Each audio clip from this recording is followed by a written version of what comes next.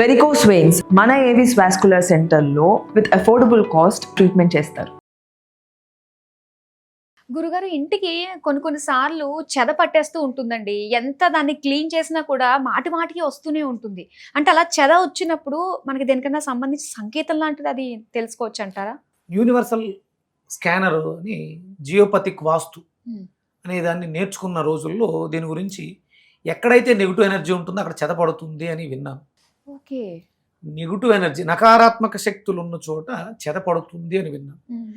ఇప్పుడు అంటే ఇవన్నీ కూడా మనం డెవలప్ చేసింది. అంటే జియోపతిక్ వాస్తు లేకపోతే ఆ వాస్తు ఈ వాస్తు అని మనం డెవలప్ చేసాం. అట్లే వేదిక్ వాస్తు పరంగా చూస్తే నివాసయోగ్యం కాని నేలలో మనం ఇంటిని నిర్మించాము అని చెప్పి. అంటే తేమ మనకి కింద నుంచి నీళ్లు ప్రవాహం లాంటివి ఉన్నప్పుడు కింద జీవరాశి ఉంది, చెద పురుగు ఆ తేమలోంచి ఆ మట్టిని పైకి తీసుకొచ్చి పుట్టల్లో పోసుకుంటూ ఉంటుంది. అంటే అక్కడ వాటర్ ఎక్కువ ఉంది అని చెప్పడానికి పుట్టలు సంకేతాలు. అక్కడ అవకాశం లేదు, మనం ఇల్లు కట్టేసాం. అక్కడ ఉన్నటువంటి ఆ జీవరాశి అంటే ఆ సాయిల్ అలాగే ఉంటుంది, తన తత్వాన్ని ఏం మార్చుకోదు. అప్పుడు దానిలో ఉన్నటువంటి పురుగు దాన్ని తీసుకొచ్చి మనకి చెక్కలకు పోస్తూ ఉంటుంది. అవి నివాసయోగ్యం కాదు కదా. నివాసయోగ్యం కానీ ఇళ్లను నిర్మించుకోవాలి అనుకున్నప్పుడు దానికి శాస్త్రం ఏం చెప్తుంది? నిలువెత్తు మట్టిని తీసేసి, అంటే సుమారు నిలువెత్తు అంటే ఇప్పుడు మనం నేను ఎంత ఉన్నానో అంత అనుకుంటాం. ఇప్పుడు నాది 5.5 అడుగులు. అంటే అప్పుడు అంటే వేదంలో చెప్పబడినప్పుడు ఒరిజినల్గా నిలువెత్తు అంటే 12 అడుగులు. అప్పట్లోనే ఆజానుబాహులు వాళ్ళు. అంటే 12 అడుగుల లోతు మట్టి తీసి కొత్త మట్టిని వేసి, అంటే నీకు నివాసయోగ్యమైనటువంటి మట్టితో నింపి శంకుస్థాపన చేసి నివాసయోగ్యమైనటువంటి ఇంటిని వాస్తుపరంగా నిర్మించినప్పుడు నీకు ఇలాంటి సమస్యలు రావు. ఇప్పుడు కట్టడానికి యోగ్యమైందో లేదో చూస్తున్నారు, చెరువు పక్కన ఇవి కట్టేస్తున్నారు. అవి నివాసయోగ్యం కాదు కాబట్టి అక్కడ చెదలు వస్తున్నాయి. అంటే ఒక రకంగా చెబితే నిజంగా అది దానివల్ల చెడు జరుగుతుంది కాబట్టి అది నకారాత్మక శక్తే అని మనం పైన అంటే చాలా రకాల ఆబ్జెక్ట్స్ పెడుతూ ఉంటారు. ఇది స్ట్రెస్ని తగ్గిస్తుంది, ఇది నెగిటివ్ ఎనర్జీని తగ్గిస్తుంది అని పెడుతూ ఉంటారు. రూట్లో మూలంలో లేని బలాన్ని నువ్వు పైన ఎంత మేకప్ చేస్తే మాత్రం నిలబడుతుంది. ఇది కరెక్ట్ కాదు. కానీ ఇప్పుడు అపార్ట్మెంట్స్ కల్చర్ మనకు తెలియదు, ఇల్లు బాగుందా తీసేసుకుంటాము. సో అలాంటిది మరి ఆ చెదలు వచ్చేస్తున్నప్పుడు ఏం చేసుకోగలగా అంటారు అలాంటి టైంలో? ఇక అంటే ఇప్పుడు నేను 40+ అమ్మా నా ఏజ్. మా ఇల్లు నిర్మించి సుమారు అంతే 40 ఇయర్స్ అయింది. అప్పుడు మా ఇల్లు కట్టినప్పుడు అప్పుడు మాది పాక, తాటేకులతో కట్టినటువంటి పాకలు ఉండేది. దాంట్లో వాడినటువంటి దుంగలతోటే గుమ్మాలు చేయించడం జరిగింది. అంటే సుమారు 40 సంవత్సరాల పాటు ఆ గుమ్మాలు ఏమీ డ్యామేజ్ అవ్వలేదు. మొన్న ఎప్పుడో ఒక గుమ్ము ఒకటి డ్యామేజ్ అవ్వటం మొదలుపెట్టింది. అంటే డ్యామేజ్ అవుతుంది అంటే జీర్ణ వ్యవస్థ కోల్పోతుంది కాబట్టి చెద తినడానికి యోగ్యమై ఉంది. మరి గోడలు ఎక్కడన్నా ఇబ్బంది పడ్డాయా అని చూసాం, గోడలు ఎక్కడ. అంటే దాంట్లో ఉన్నటువంటి జీవశక్తి అయిపోయింది కాబట్టి దాన్ని చెద తినేస్తుంది. ఓకే, అంతే. అది మనం తీస్తున్న కొద్దీ ఇంకా వస్తుంది అంటే అది నివాసయోగ్యం కాదు. మనం స్టాండర్డ్గా ఇంకోటి ఏదో చేయాలి దానికి. అంటే నేను కొన్ని పరిహారాలు చెప్తూ ఉంటాను. నకారాత్మక శక్తి అధికంగా ఉన్న చోట సూర్యుడి యొక్క ఆరాధన, సూర్య యంత్ర ప్రతిష్ట, సూర్య హోమం చేయడం ద్వారా కొంతవరకు ఒక శక్తిని తీసుకురావచ్చు. అక్కడ మహాసౌర హోమం అంటాం. అవి చేయిస్తే అంటే ఈ సంవత్సరం ఇవాళ చేశాను, 1 సంవత్సరం పాటు పాజిటివ్ ఎనర్జీ వస్తుంది. అంటే ఎవరిళ్లలో వాళ్ళే చేసుకోవచ్చు. అలాగే చెడిపోయినటువంటి గుమ్మాలని తీసేయాలి, అంటే జీవం కోల్పోయినాయి. అంటే దీనికి ప్రధానమైనటువంటి కారణం ఏంటంటే పూర్వం ఒక కలపని బాగా ముదర కలపల్ని స్టోర్ చేసి చాలా సంవత్సరాలు పక్కన పెట్టిన తర్వాత వాటిల్ని కట్టడానికి ఉపయోగించేవారు. ఇప్పుడు ఆరుదల లేదు, ఎక్కడికక్కడ కాంపిటీషన్ ఎక్కువైపోయింది కాబట్టి పచ్చి చెక్కలనే పెట్టేస్తున్నారు. ఆ తడి మీద ఉన్నప్పుడు ఆటోమేటిక్గా చెద పట్టేస్తుంది, పాడు చేస్తుంది. ఇప్పుడు ప్రస్తుతం అయితే ఆ ప్రాబ్లం లేదు, అంత మార్బుల్ గుమ్మాలు వాడేస్తున్నారు. కానీ అక్కడ ఉన్నటువంటి చెద అలాగే ఉంటుంది, అది వేరే వాటిని పాడు చేస్తూ ఉంటుంది. మార్చడానికి గుమ్మాలు లేవు.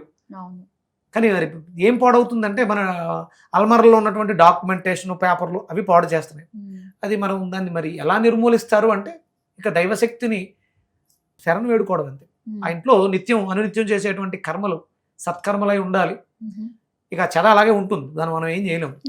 కొంచెం సెక్యూర్డ్గా ఎక్కడైనా మంచి ప్లేసుల్లో వాటిని పెట్టుకోవడం చెయ్యాలి రెగ్యులర్గా. అంటే ఏ ఇంట్లో అయితే ప్రతినిత్యము ధూపదీప నైవేద్యాలు జరుగుతూ ఉంటాయో అక్కడ అద్భుతమైనటువంటి ధనాత్మక శక్తి ప్రవేశిస్తుంది మ్మ్.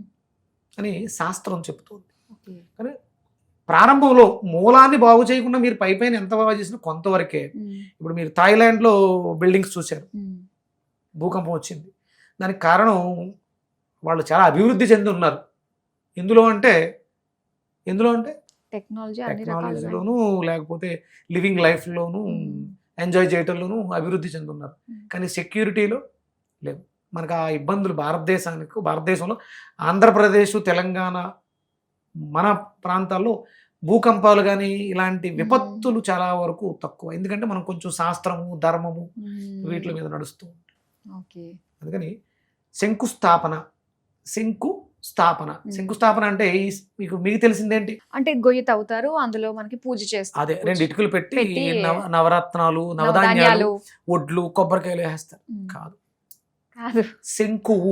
శంకువు అనే ఒక డివైన్ ఎనర్జికల్ పార్ట్ శంకు అని ఉంటుంది.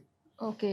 దాంట్లో నవరత్నాలు, నవధాన్యాలు, నవపాషాణాలు వేసి దాన్ని ప్రతిష్ఠిస్తారు. దాన్ని అందుకని ప్రతిష్ఠ, స్థాపించాం. అంతేగాని కొబ్బరికాయలు కొట్టడం కోసం భూమి పూజ. అది భూమి పూజ.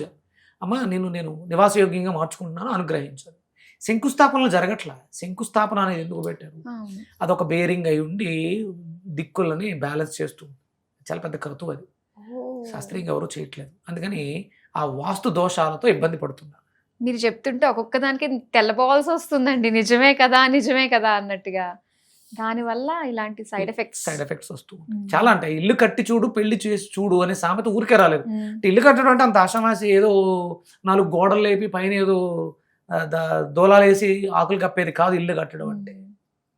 చాలా అంటే అంత గమనించి చేసేవారు కాబట్టి వాళ్ళు చాలా అప్పట్లో కట్టిన ఇళ్ళు 200 ఏళ్ళు, 300 ఏళ్ళు ఎలా ఉన్నాయి. సిమెంటు, ఐరన్లు లేకుండా కట్టిన కట్టడాలు ఎప్పటికీ ఉన్నాయంటే వాళ్ళు ఎంత ఆలోచించుంటారు, ఎంత బాగా చేసుంటారు. అది కోల్పోయాం మనం. ఏదో లేపేస్తున్నాం, అయిపోతుంది. అయితే మొత్తం మీద అయితే ఈ చెదలకి ఇంకా నివారణ అంటూ ఇంకేం లేదు. ఎప్పుడు కూడా ఇంకా పెస్ట్ కంట్రోల్ తోటి మనం స్ప్రేస్ చేయించుకుంటూ ఇలానే తాత్కాలికంగా ఉండబడింది. దాని పై పూతలు పూసుకుంటూ వెళ్తున్నాం. రూట్ కాజ్ వెతికి, అంటే ఆల్రెడీ కట్టేసిన పాత అపార్ట్మెంట్స్ ఉన్నాయి, దానికి లైఫ్ 14 ఏళ్ళు 15 ఏళ్ళు తర్వాత మళ్ళీ పడగొట్టి మళ్ళీ కడతారు కదా. ఈసారి అన్న కొంచెం జాగ్రత్తగా కట్టుకోండి, పర్వాలేదు. అంటే ప్రతి 11.5 సంవత్సరాలకు ఒకసారి వాస్తుల్లో దిక్కులు మారిపోతుంటాయి. అవునా అండి? స్టాండర్డ్గా ఉండవు, మారుతూ ఉంటాయి. అంటే ఇవన్నీ కూడా ఇప్పుడున్నటువంటి వాస్తు పుస్తకాల్లో రాసినట్లు ఉండవు. ఇది వేదంలో ఉంటుంది. ఎవ్రీ 11.5 years ఒకసారి ఇవాళ మనం ఈశాన్యం, ఆగ్నేయం అనుకుంటున్న దిక్కుల్లో, నార్త్ సౌత్ దిక్కుల్లో మార్పులు వస్తూ ఉంటాయి. కొంచెం జరుగుతుంది ఇలాగని చెప్పేసి. మనకు సూర్యుడే ఒక చోట స్టాగ్నెంట్ గా ఉండట్లేదు. తన చుట్టూ తాను తిరుగుతూ సూర్యుడు చుట్టూ తిరుగుతున్న భూమి ఉంది.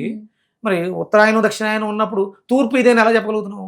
నార్త్ సౌత్ ని బేస్ చేసుకున్నాం. వీటిలో కూడా మార్పులు వస్తాయి. మ్యాగ్నెటిక్ ఫోర్సెస్ లో కింద మార్పులు వస్తూ ఉంటాయి ఎవ్రీ 11.5 years ఒకసారి.